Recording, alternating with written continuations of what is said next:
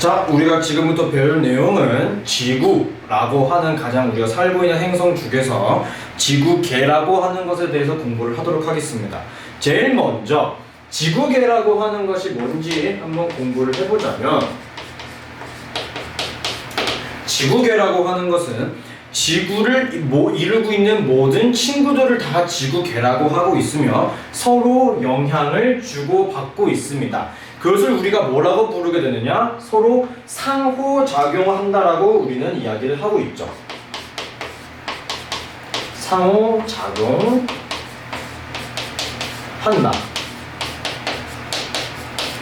서로 상호작용하는 것들이 다 지구계라고 생각을 하시면 될 것 같고요. 이 지구계는 크게 5가지로 구분을 지을 수 있는데, 첫 번째 지구계에서 가장 많이 존재한다고 볼 수 있는 것은 뭐냐면은 직권이 존재합니다. 자, 직권은 우리가 밟고 있는 땅과 지구 깊숙한 곳까지 다 직권이라고 표현을 하게 되는 것이고, 가장 중요한 것이 생명체에 대해 삶의 터전이 되는 것이 바로 직권이라고 생각하시면 될 것 같습니다. 자, 그 다음으로는 수권이 존재하게 되는데, 수권은 말 그대로 액체로 이루어진 모든 물들을 이야기하는 것인가? 그게 아니라는 게 굉장히 중요합니다. 왜냐하면은 수권에는 바다, 지하수, 강, 호수 이런 친구들이 존재하게 되는데, 제일 마지막으로 어떤 친구가 존재하느냐? 빙하라고 하는 것도 수권에 포함이 됩니다.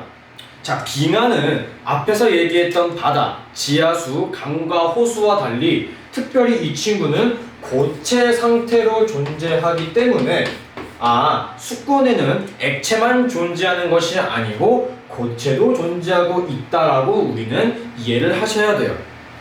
자, 그리고 세 번째는 기권입니다. 대부분의 생명체들은 숨을 쉬면서 살아가고 있고요. 그 숨을 쉬는 모든 공기들을 우리는 다 기권이라고 표현을 하게 됩니다. 그러면 우리가 기권에서 배우게 될 내용은 공기에 대한 내용만 공부를 하는 것인가? 그것은 아니고요. 이 공기에서는 특별히 우리가 알아야 될 내용이 바로 기상현상이 일어나게 된다라는 게 가장 알아둬야 되는 내용이다 라고 생각을 하시면 되겠습니다. 자, 그 다음으로는 생물권이 존재하게 되고요.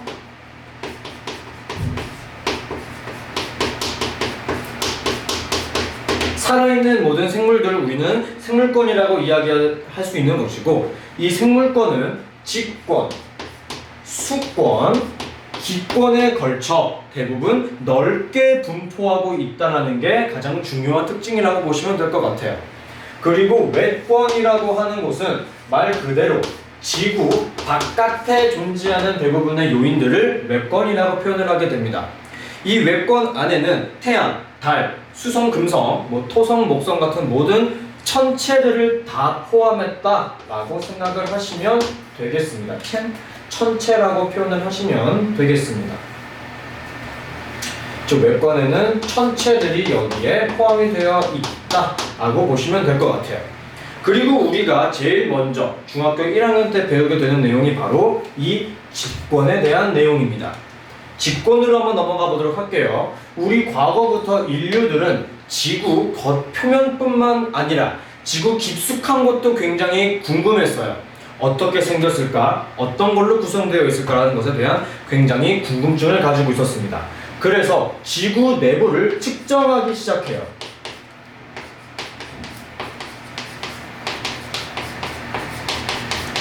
이 지구 내부를 측정하는 방법에 대해서는 크게 2가지로 구분을 할 수 있습니다. 첫 번째로는 직접적인 방법을 활용하여 지구 내부를 탐사했어요. 어떻게 탐사를 했느냐? 시추, 직접 파는 겁니다. 하지만 이 시추에는 크나큰 단점이 있었어. 뭐냐면은 일정 이상 깊이로 내려가는 순간 엄청나게 높은 열과 압력으로 인하여 사람이 더 이상 내려갈 수 없었어요. 그리고 중간중간에 지하수라든지 동굴이라든지 여러 요소들에 의하여 깊숙이 내려가는데 한계가 존재했었다. 그리고 그 다음으로 활용했던 방법이 뭐냐면은 땅속 깊은 곳에서 지상으로 뚫고 올라오는 것을 우리는 뭐라고 부를 수 있느냐? 화산 폭발. 즉, 그 화산 폭발로 인해 나왔던 물질들을 조사하는 것을 우리가 뭐라고 하느냐? 화산 분출물을 조사를 했습니다.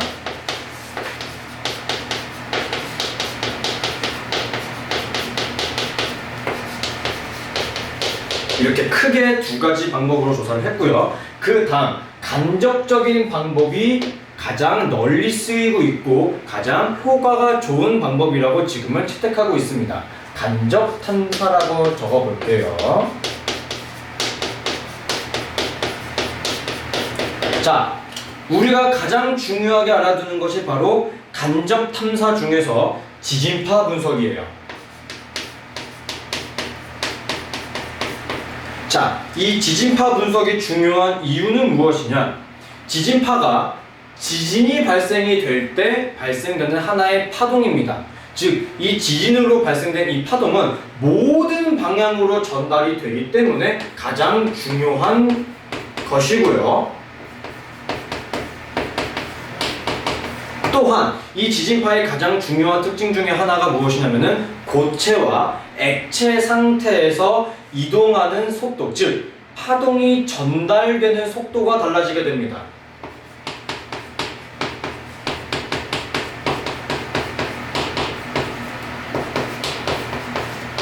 즉 지진파를 이용해서 전달되는 속도의 차이로 인하여 땅 속이 액체로 이루어졌을지 혹은 고체로 이루어졌을지를 비교 분석하였다는 얘기가 되겠죠.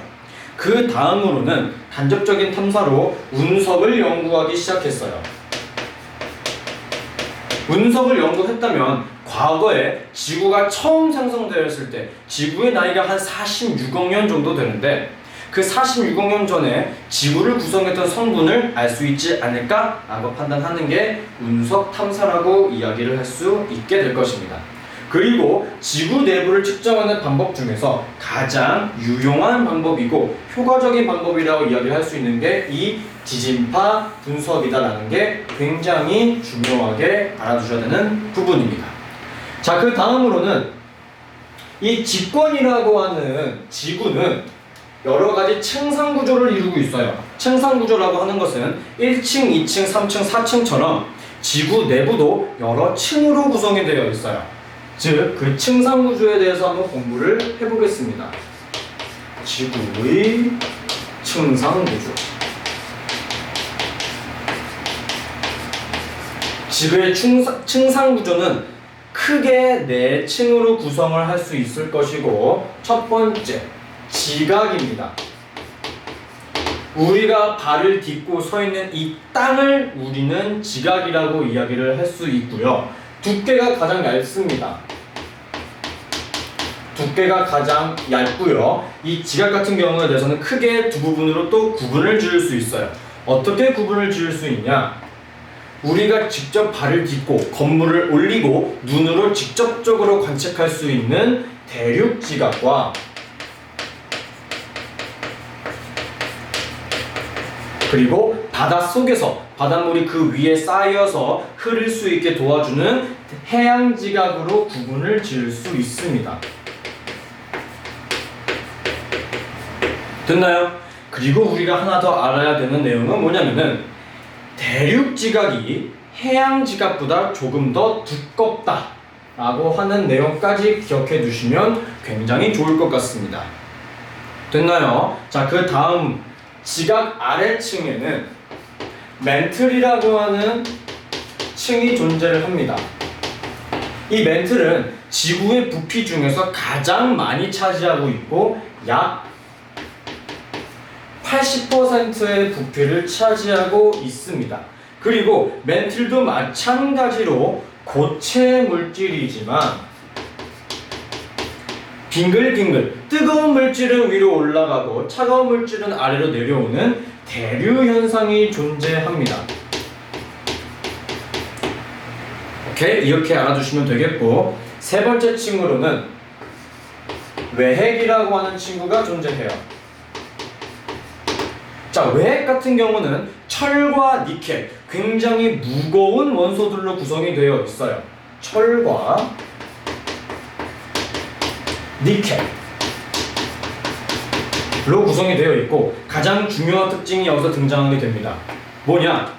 인류들은 지진파라고 하는 간접 탐사 방법으로 고체 물질과 액체 물질에서 파동이 전달되는 속도가 달라진다는 것을 알아챈 후에 지구의 층상 구조를 비교하다 보니 지각도 고체이기 때문에 빨리 지나가고 멘틀도 고체이기 때문에 빨리 지나갔는데, 특정 깊이에서는 지진파의 속도가 갑자기 달라지게 됩니다.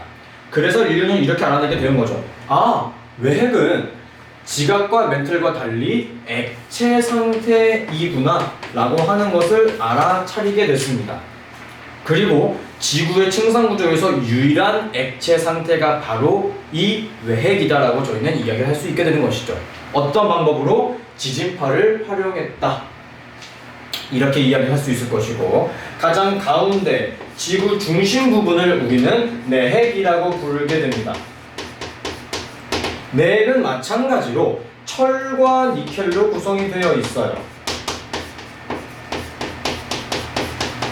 하지만 외핵과 달리 내핵은 다시 고체 상태로 유지가 됩니다.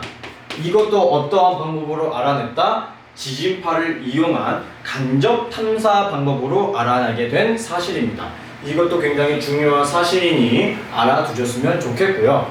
그리고 우리가 하나 더 알아야 될 중요한 사실 중에 하나가 이 대륙지각과 해양지각에 대한 비교를 한번 해보도록 하겠습니다.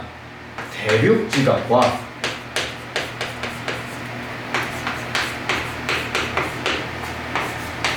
해양지각.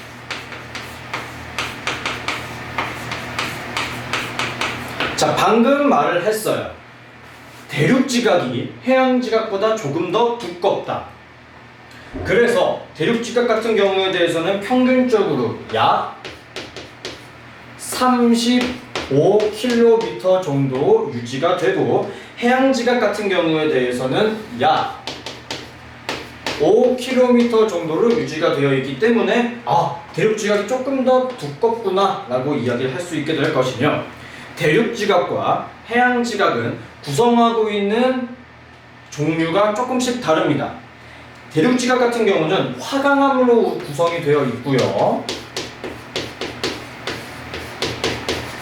해양지각 같은 경우에 대해서는 현무암으로 구성이 되어 있습니다. 이 내용 같은 경우에 대해서는 고등학교 넘어가게 돼서 지구과학이라고 하는 파트를 공부하였을 때 등장하게 되는 또 다른 얘기가 나올 수 있으니 이 내용도 굉장히 중요하게 알아주셨으면 좋겠습니다. 자, 고등학교 내용을 살짝 가지고 와볼까요? 우리는 제주도에 가게 되거나 도라르방을 보게 되면은 표면에 구멍이 숭숭 나 있습니다. 그쵸? 그 돌멩이 이름이 뭐지? 현무암이에요.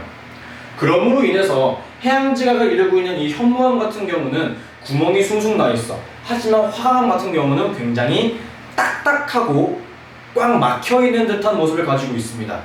그래서 화강암의 밀도는 더 크게 유지가 됨으로 인해서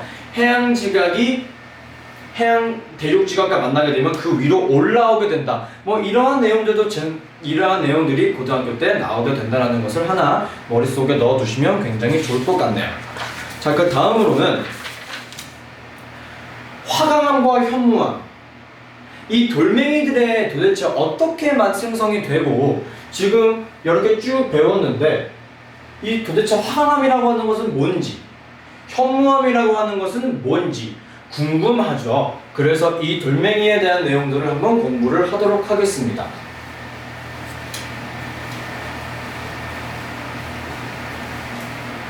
자, 이 돌멩이들은 과학이라는 부분에서는 우리가 암석이라고 부르게 되고요. 이 암석은 크게 세 부분으로 나뉘어서 설명을 할 수가 있어요. 첫 번째, 바닥에서 땅 속에서 부글부글 끓는 굉장히 뜨거운 물질이고 액체 상태인 마그마가 식어서 만들어지는 화성암이라고 있습니다. 즉 화성암은 마그마로 이루어진 돌멩이라고 생각을 하시면 될 것 같고, 그 다음으로는 퇴적암이라고 있어요. 퇴적 뭐겠습니까? 즉 바닥에 계속해서 쌓여서 생성된 암석이다. 즉 쌓이고 굳어졌다. 이렇게 만들어진 암석이 바로 퇴적암이다 라고 생각을 하시면 될 것 같고요. 그 다음 마지막은 변성암이라고 하는 친구가 존재해요. 이름이 좀 생소할 거예요. 변성암. 하지만 단어를 하나하나 비교해보면 굉장히 쉽습니다. 변한 거야. 너 왜 이렇게 변했어? 라고 할 때 얘기하는 그 변했다 할 때 그 변자고요. 성은 성질, 성격이 변했다. 즉 성질이 변한 암석이라고 생각을 하시면 될 것 같아요. 성질이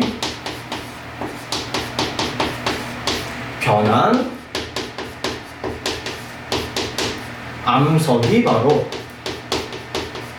변성암이다. 이렇게 생각을 하시면 될 것 같습니다. 그리고 우리가 한 가지 더 알아두면 굉장히 좋은 내용이 하나 등장을 하게 되는데, 그게 바로 마그마라고 하는 친구와 용암이라고 하는 친구입니다. 자, 마그마도 굉장히 뜨겁고 액체 상태인 물질이고, 용암도 마찬가지로 액체 상태고 굉장히 뜨거운 물질이에요. 하지만 마그마와 용암의 가장 큰 차이점이 뭐냐면은, 마그마 같은 경우는 땅 속에 아직 유지되어 있어요. 즉 지표 밖으로 나오지 않고 지하 깊은 곳에 땅 속에 있다. 그리고 용암 같은 경우는 땅 위로, 즉 화산 폭발로 인하여 마그마가 지표 밖으로 흘러나왔을 때를 우리가 용암이라고 부르게 됩니다. 그래서 땅 위라고 표현을 해볼게요. 땅 위라고 표현을 해보겠습니다. 자, 그러면 땅 속과 땅 위가 어떠한 차이점이 존재하게 되느냐? 아까 직접적인 탐사 방법에서 시추, 직접 땅을 파고 들어가면은 어떠한 요인이 방해한다라고 이야기를 했었냐면은 굉장히 높은 열과 압력이 존재한다라고 했어요. 즉 누르는 힘이 너무나도 강한 거야. 그러므로 인해서 마그마 속에는 기체 성분들이 굉장히 많이 녹아 있어요. 하지만 땅 위에는 기체 성분이 많이 포함되어 있지 않습니다. 자, 여기서 말하는 기체라고 한다면은, 여러분들 혹시 계란 썩은 내, 계란이 상하게 되면 나타나는 향이 뭐냐면은 유황이라고 하는 성분이 등장하게 되는데, 그 유황 성분이 마그마에는 굉장히 많이 녹아 있고, 용암에는 그 유황 성분이 많이 대기 중으로 나와 있는 상태라고 생각을 하시면 되겠습니다. 됐죠? 자, 그 다음으로는 이 순서대로 공부를 할 것이고, 제일 먼저 우리가 공부할 것은 바로 화성암이라고 하는 친구입니다. 화성암. 화성암은 마그마가 식어서 만들어진 것을 우리가 화성암이라고 부르게 되는 것이고, 근데 여러분들이 여기서 가장 힘들어하는 것, 단어예요. 이 화성암 속에는 또 어떠한 친구가 등장하게 되느냐? 화산암이라고 하는 친구가 하나 등장을 하게 되고, 그 다음으로는 심성암이라고 하는 친구가 하나 등장합니다. 저 둘의 차이점부터 한번 확인을 해보도록 할게요. 즉 화산암 같은 경우는 용암이 식어서 만들어진 거야. 오케이? 화산암 같은 경우는 용암이 식은 거구나. 용암이 식었다. 자, 땅 위 같은 경우는 땅 속보다 온도도 굉장히 낮고 압력도 낮아요. 그래서 굉장히 빠르게 식어요. 빠르게 식는다. 자, 빠르게 식게 되면은 천천히 식는 암석과 어떠한 차이점이 발생되게 되냐면은, 암석, 즉 마그마 같은 친구는 굳을 때, 즉 식을 때 성질이 비슷한 친구들끼리 뭉쳐 있으려고 하는 성질이 굉장히 강합니다. 하지만 빠르게 식게 되면은 성질이 비슷한 친구들과 뭉쳐질 수 있는 시간이 부족해요. 성질이 비슷한 친구들과 뭉쳐지는 시간이 부족하다는 것을 우리는 뭐라고 얘기를 하냐면은 결정, 생성, 시간이 부족하게 되므로 각각의 암석의 결정의 크기가 굉장히 작습니다. 하지만 심성암 같은 경우에 대해서는 땅 밖으로 나온 것이 아니고 땅 속에서 무엇이 식는다? 아, 마그마가 식었구나 라고 이야기를 할 수 있습니다. 자, 마그마가 식게 되면 어떠한 일이 벌어지게 되느냐? 천천히 식어요.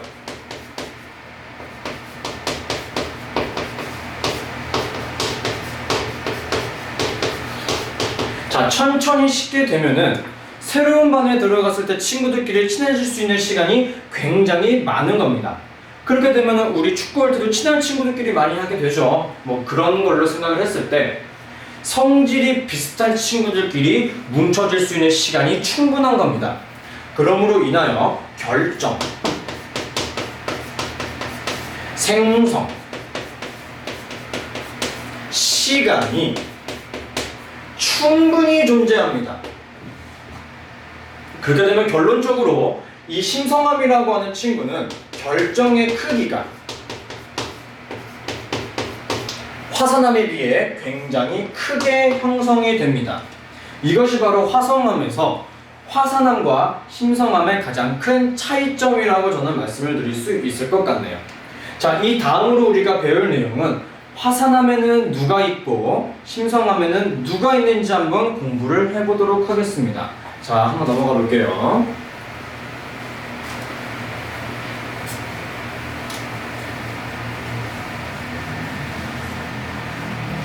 두 번째, 화성암의 종류.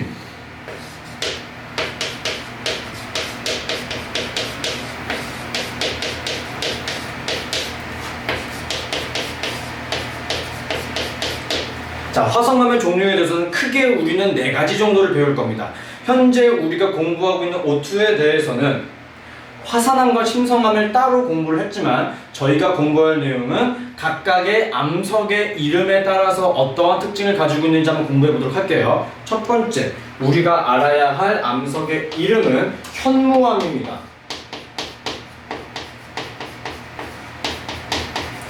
제주도에 굉장히 많이 분포하고 있는 돌멩이 중에 하나고요. 그리고 굉장히 어두운 색을 띠고 있을 뿐더러 표면에 구멍이 숭숭 나 있는 돌멩이라고 생각하시면 됩니다. 마찬가지로 얘는 굉장히 어두운 편에 속하고요. 여러분 도라르방 같은 거 보게 되면은 결정이라고 할 수 있는 눈에 보이는 조그마한 알갱이들이 눈에 보이나요? 보이지 않죠. 즉 현무암 같은 경우에 대해서는 입자의 크기, 즉 결정의 크기가 굉장히 작은 편에 속하게 됩니다. 그 다음으로 우리가 알아야 될 돌멩이의 이름은 유문암이에요. 뭐? 유문암.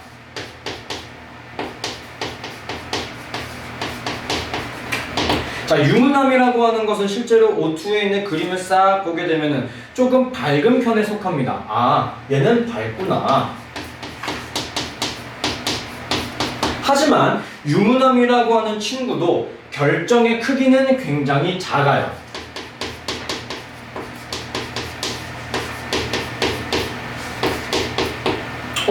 우리가 아까 화산암과 심성암을 배우면서 가장 크게 나눌 수 있는 부분이 뭐였냐면은 결정의 크기였죠.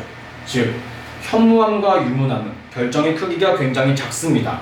그렇다는 소리는 이 두 친구는 서로 뭐다? 아, 얘는 화성암 안에 존재하는 화산암이구나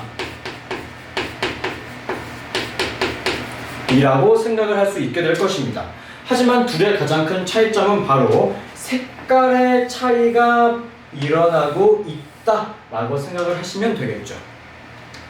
그 다음으로 우리가 알아야 할 암석의 이름은 바로 반려암이라고 하는 친구가 등장을 해요.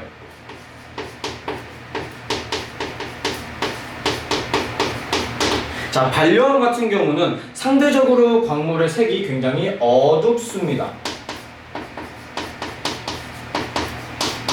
그리고 반려암은 표면을 잘 확인을 해봤을 때 검정색, 흰색, 검정색, 흰색이라고 해서 약간 쿠키앤크림 아이스크림처럼 생겼어요. 오케이? 그래서 상대적으로 얘네들은 결정의 크기가 크다라고 이야기를 할 수가 있습니다.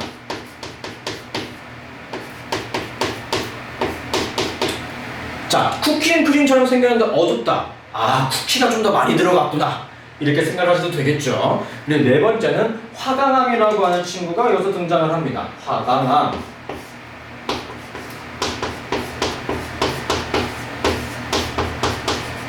자, 화강암은 상대적으로 반려암에 비해 색깔이 밝습니다. 아, 그럼 얘도 마찬가지로 쿠키앤크림처럼 생겼는데 얘는 크림이 훨씬 많이 들어간 돌멩이처럼 생겼다 라고 보시면 될 것 같아요. 마찬가지로 얘는 결정의 크기가 굉장히 크다. 아, 그러면 얘는 화성암의 종류에서 화산암과 심성암 중에 어디에 해당된다? 아, 얘는 심성암에 해당이 되는 암석의 종류구나 라고 공부를 할 수가 있게 될 것입니다. 하지만 가장 큰 차이점은 뭐다? 둘 다 심성암이지만 밝기의 차이가 일어나게 된다는 게 가장 중요한 사실이 되겠죠. 됐죠? 자, 그 다음 나오는 게 하나의 그래프예요. 자, 그래프 문제 한번 보겠습니다. 분류 그래프.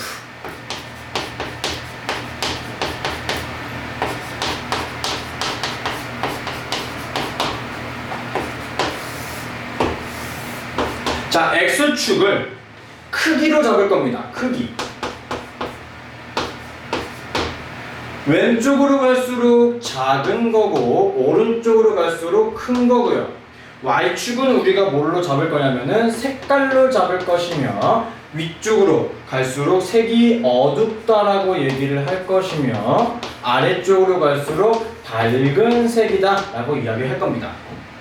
자, 첫 번째, 제일 왼쪽 위에 있는 암석을 A, 그리고 아래쪽에 있는 암석을 C, 오른쪽에 있는 암석을 B.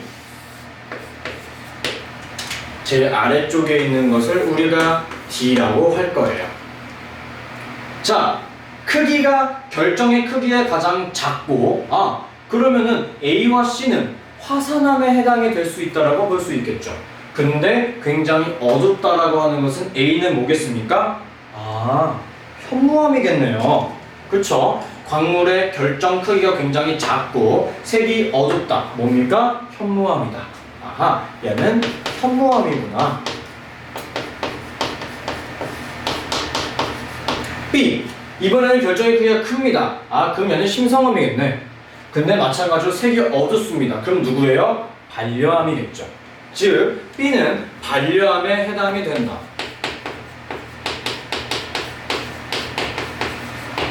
C 같은 경우는 마찬가지로 화산암이에요. 결정의 크기가 작지만 광물의 밝기가 밝은 축에 속하기 때문에 쟤는 유문암이라고 이야기를 할 수 있겠고, D 같은 경우는 결정의 크기도 크고 색도 밝은, 아, 쟤는 화강암이구나 이라고 할 수 있게 될 겁니다.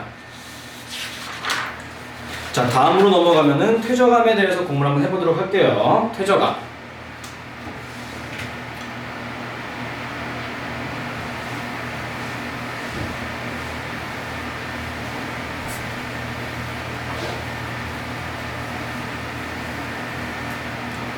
자, 다음은 퇴적암입니다.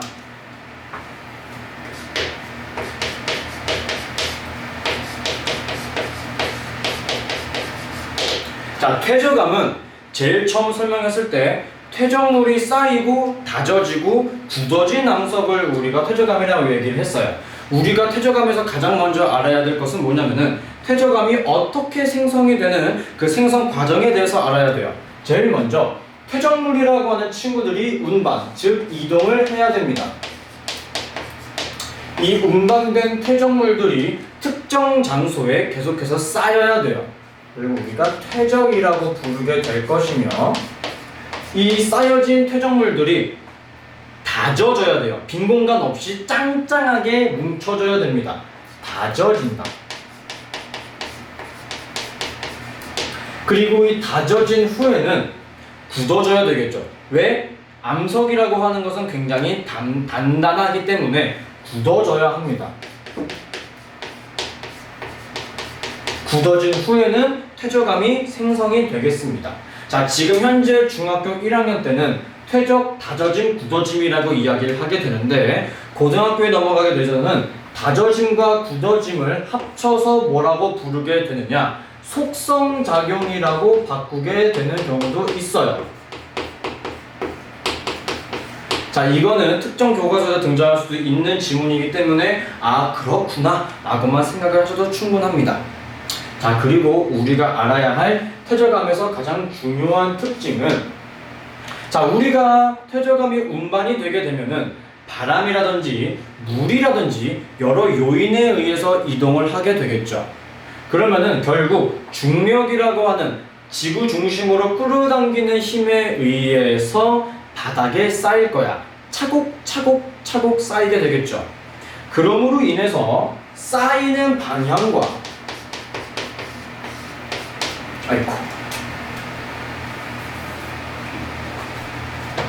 쌓이는 방향과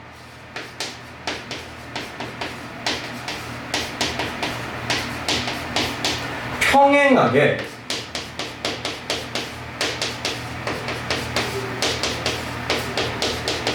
무엇이 생성이 되느냐? 층리라고 하는 층상 구조가 또 발생이 됩니다. 아, 퇴적암의 가장 중요한 특징 중에 하나가 뭐다? 층리라고 하는 거구나. 됐죠? 그리고 이 퇴적암에서 우리 남학생들도 굉장히 좋아할 수 있고, 우리 인류가 굉장히 궁금증에 빠져있는 바로 화석이라고 하는 친구도 퇴적암에서 가장 많이 발견이 된다는 것 기억을 해주셨으면 좋겠습니다. 그리고 우선은 여기를 남겨둔 상태에서 다음으로 넘어가 볼게요. 퇴적암의 종류에 대해서 몇 가지 한번 공부해 보도록 할게요. 퇴적암의 종류. 자, 주로 퇴적암 같은 경우에 대해서는 자갈, 모래, 진흙 같은 친구들이 쌓이고 굳어지고 다져지는 과정에 의해서 퇴적암이 생성이 됩니다.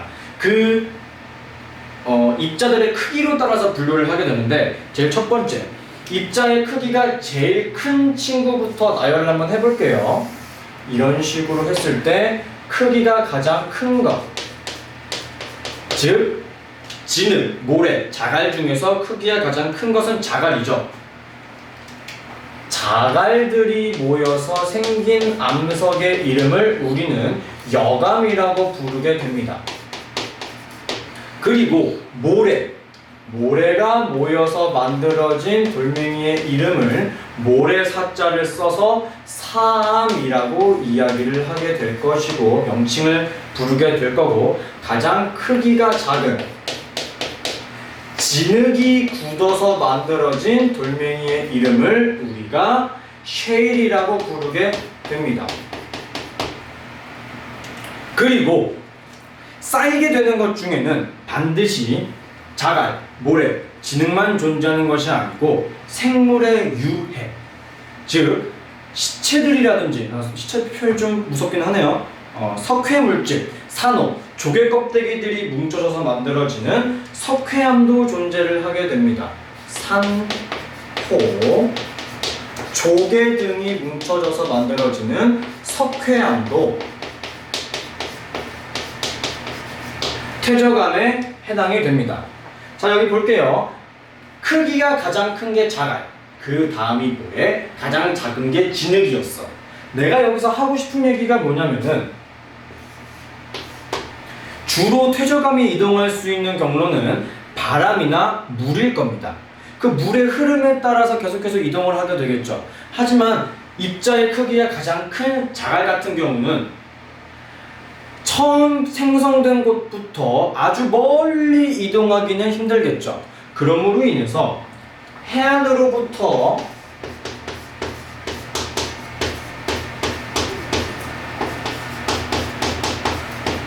거리가 가까울수록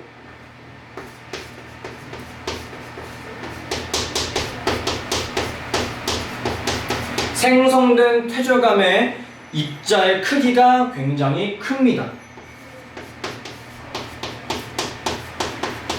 굉장히 크게 됩니다. 자, 여러분은 펜 한 자루를 들고 학교까지 가는 게 쉬울까요? 집에 있는 책상을 들고 학교까지 이동하는 게 쉽겠습니까? 당연히 가벼운 볼펜 한 자루를 들고 가는 게 더 편하겠죠? 그렇게 생각하시면 될 것 같습니다. 자, 이게 퇴적암에서 가장 중요한 내용들에 대해서 얘기를 했고요. 시험 문제 풀 때는 이 종류에 대한 이름들이 굉장히 중요할 거예요. 오케이. 자, 그 다음 넘어가도록 하겠습니다. 마지막 하나 남은 변성암에 대해서 공부를 해볼게요.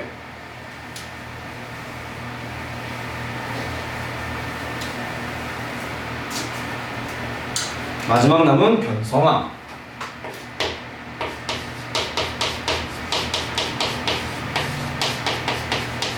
자, 변성암은 제가 제일 처음 설명을 드릴 때 성질이 변한 암석이라고 이야기를 했어요. 그럼 변성암은 도대체 왜, 어떠한 이유 때문에 성질이 변했는지 한번 보겠습니다. 성질이 변한 이유는 우리가 아까 마그마를 공부하면서 그리고 직권에 대해서 공부하면서 시추에서 배웠던 내용을 여기서 활용을 하게 돼요. 뭐냐? 지하 깊숙한 곳으로 들어가게 되면은 굉장히 높은 열과 압력이 작용한다고 했습니다. 즉, 변성암도 열과 압력에 의해서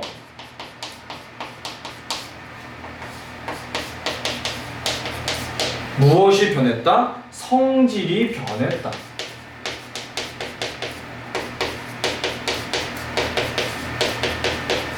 이렇게 생각을 하시면 되겠습니다. 즉 변성암이라고 하는 친구는 열과 압력을 받아서 성질이 변한 암석이구나라고 생각하시면 되겠어요. 그리고 이게 고등학교 넘어가게 돼서 수능을 보게 될 때는 조금 더 달라지는 게 뭐냐면은 단순하게 열만 받은 변성암도 존재하고요, 혹은 압력만 받은 변성암도 존재하고요, 둘 다 동시에 받은 변성암도 존재합니다. 이걸 따로따로 다 암기를 해야 되는 것도 어렵긴 하겠지만 괜찮아. 지금은 이렇게만 알아두셔도 충분합니다. 자, 그리고 변성암 같은 경우는 돌멩이가 이렇게 존재하게 되었을 때 지진이라든지 화산 폭발로 인하여 양옆으로 힘을 이렇게 받게 되는 경우가 존재해요. 이 누르는 힘을 어디에 해당된다라고 볼 수 있겠어? 이게 이제 압력에 대한 내용이구나라고 볼 수 있겠죠. 자, 저렇게 힘을 받게 되면 어떠한 일이 발생되게 되느냐? 얘가 완전히 이렇게 눌리게 되겠죠. 그러므로 인해서 변성암에서 등장하는 가장 중요한 특징 중에 하나는 퇴적암에서 배웠던 특징과 이름이 조금 비슷해요. 어떻게 되냐면은 압력의 방향과 수직 방향으로 생기는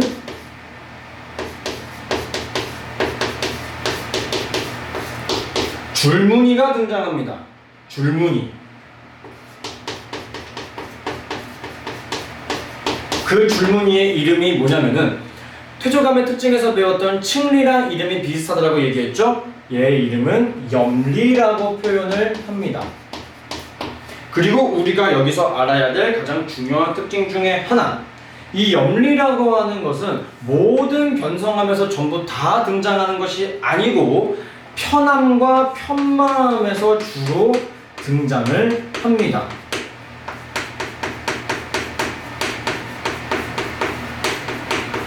그 이유에 대해서 말씀드릴게요. 왜? 제가 아까 변성함에 대해서 설명을 하면서 열과 압력에 의해 성질이 변하는 건데 열만 받은 변성함도 있고 압력만 받은 변성함도 있고 열과 압력을 동시에 받은 변성함도 있다라고 이야기를 했어요. 그래서 지금 이렇게 염리가 등장하기 위해서는 압력이 더 중요할까? 열이 더 중요할까? 압력이 조금 더 중요하겠죠. 그러므로 인해서 염리가 등장하기 위해서는 압력을 주로 받은 변성함이 등장하게 되겠죠. 그래서 우리는 이렇게 연관 지을 수 있습니다. 아, 편함이라고 하는 친구와 편마함이라고 하는 친구는 압력을 받았겠구나 라고 생각을 할 수가 있겠죠. 그리고 두 번째 특징은 뭐냐면 여러분 지금 집에서 젓가락을 가스레인지 위에 올려놔 보세요. 젓가락이 녹나요? 나무 젓가락이 아닌 이상 쇠 젓가락은 녹지 않을 겁니다. 하지만 종이는 따라하지 마시고 종이는 가스레인지 근처에 가자마자 활력 타버릴 겁니다. 즉 불에 타버리는 온도가 차이점이 발생하죠. 암석도 마찬가지입니다. 즉 이 열에 의하여 암석의 특정 성분이 녹아버리는 일이 발생해요. 그래서 변성함에서는 열에 의하여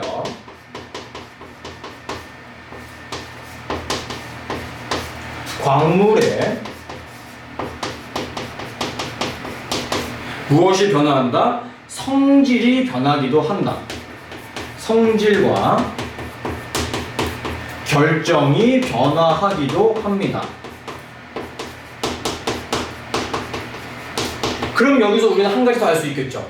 아, 염리는 압력이 조금 더 중요한 내용이겠구나. 성질과 결정이 바뀌었다라는 것은 열에 조금 더 영향을 받겠구나. 즉 우리가 배우고 있는 이 내용이 고등학교에 올라가는 내용들과 크게 다르지 않겠구나.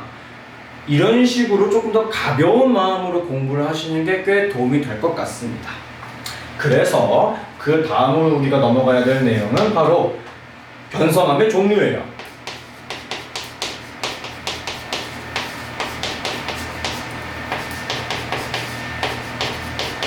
자, 변성함 같은 경우는 이미 존재한 암석들에서 열과 압력에 의해 다른 광물로 완전히 변화되는 거죠. 그러므로 원래 기존에 존재하고 있던 암석이 있습니다. 첫 번째, 화강암이라고 하는 화성암은 열과 압력을 받으면 무엇으로 바뀌게 되느냐? 편마암으로 바뀌게 됩니다. 즉, 이 편마함이 뭐다? 저 편마함이 변성함이겠구나. 이렇게 생각을 하시면 되겠습니다. 자, 두 번째는 퇴적암의 종류였던 사암이 열과 압력을 받으면 규암이라고 하는 성질로 변화가 이루어지게 돼요. 그리고 세 번째, 석회암이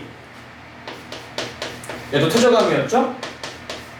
석회암이 열과 압력을 받게 되면은 대리암이라고 하는 변성암으로 변화가 이루어지게 돼요.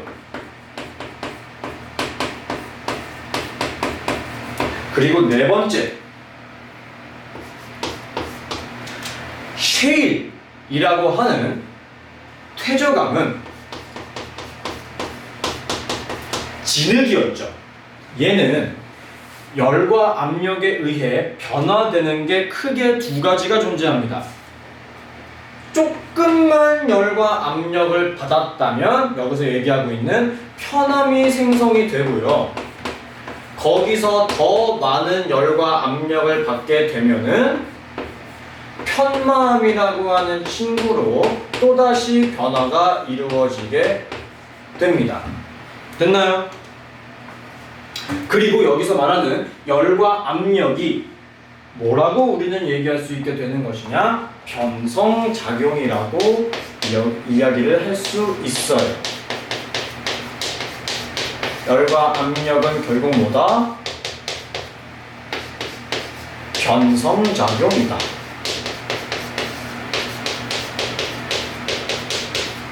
즉, 변성작용을 받았다 라고 한다면 무슨 소리겠어요? 어떠한 암석이 열과 압력을 받았다 라고 이야기를 할 수 있겠습니다. 자, 그리고 한 가지 더 알아두면 좋은 점. 이 석회암 같은 경우는, 석회암과 대리암 같은 경우는 염산과 반응합니다. 염산을 딱 떨어뜨리면 거품이 생겨요. 즉, 난생 처음 보는 돌멩이네. 입자도 보이지 않고 잘 모르겠어. 그랬을 때 염산을 딱 떨어뜨렸을 때 거품이 발생된다면은 얘는 석회암 아니면 대리암이겠다 라고 우리는 생각을 할 수 있게 되는 것이겠습니다. 여기까지가 지각의 구성에 대한 내용이었어요. 수업은 여기까지.